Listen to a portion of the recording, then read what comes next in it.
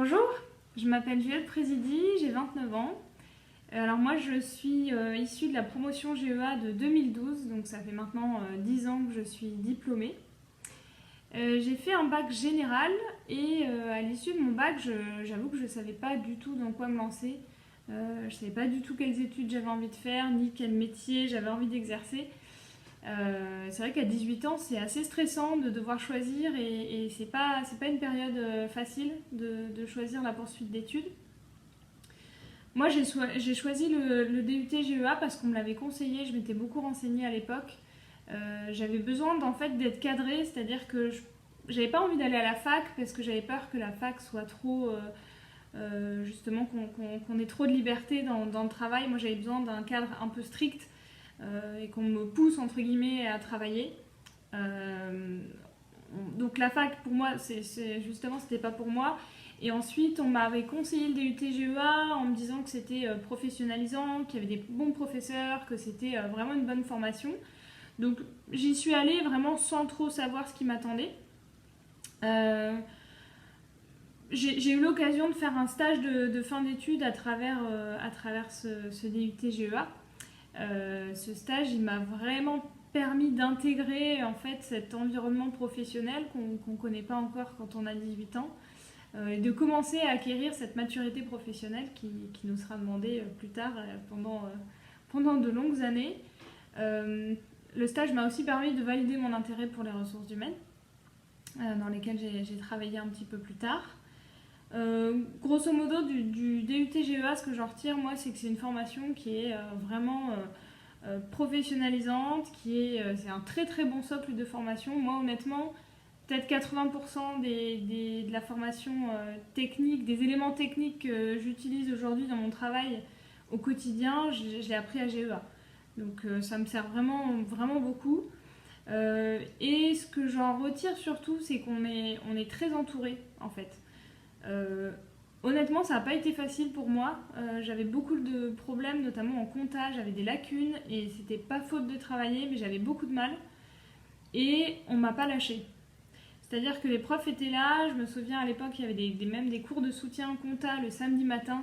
Donc je me forçais à y aller, c'était pas facile, mais il y avait des professeurs qui étaient là et qui nous lâchaient pas. Et moi, c'est vraiment ce que je retiens de ces années GEA.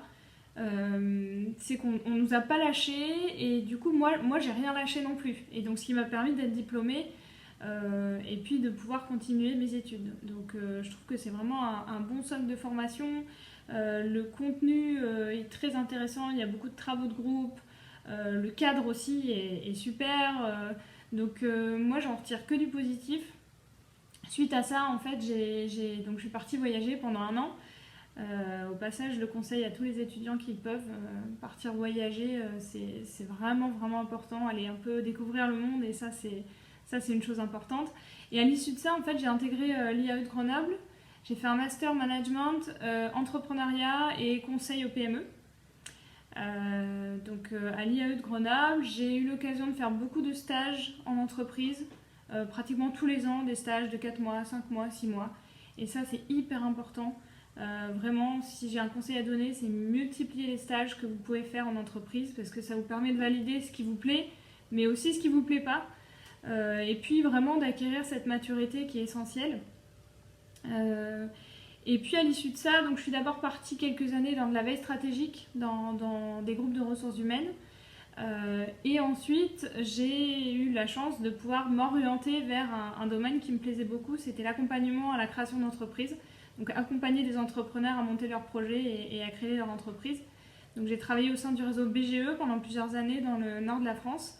Et là, plus récemment, j'ai intégré un emploi au sein de l'Union régionale des SCOP, donc je suis consultante.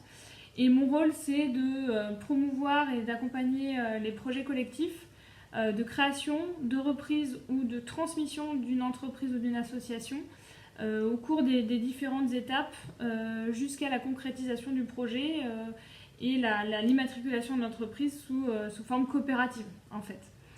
Donc c'est un nouveau challenge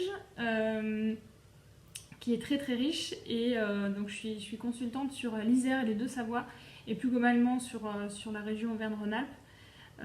Et honnêtement, comme j'ai dit tout à l'heure, 80% des éléments techniques qui me sont vraiment utiles au quotidien, je les ai appris à GEA. Donc je pense que c'est vraiment un très très bon socle de formation. Moi, si c'était à refaire, je referais exactement la même chose. Je pense que c'est important d'aller vers ce qui nous plaît et puis surtout de ne pas trop s'enfermer dès le départ et puis d'aller dans un cadre de travail qui nous correspond. Je pense que si j'ai un conseil à donner, en tout cas une qualité requise pour être étudiant GEA, je pense que c'est la rigueur. Bon, déjà parce qu'on est dans des études de gestion et puis la rigueur, c'est quelque chose qu'il faudra avoir toute notre vie professionnelle. Donc rigueur, persévérance, je pense que c'est important. Et autant commencer au plus tôt. Et sans oublier de se faire plaisir aussi, parce que les années étudiantes passent vite. Et il ne faut pas oublier de profiter de se faire plaisir, parce que c'est important aussi, je pense.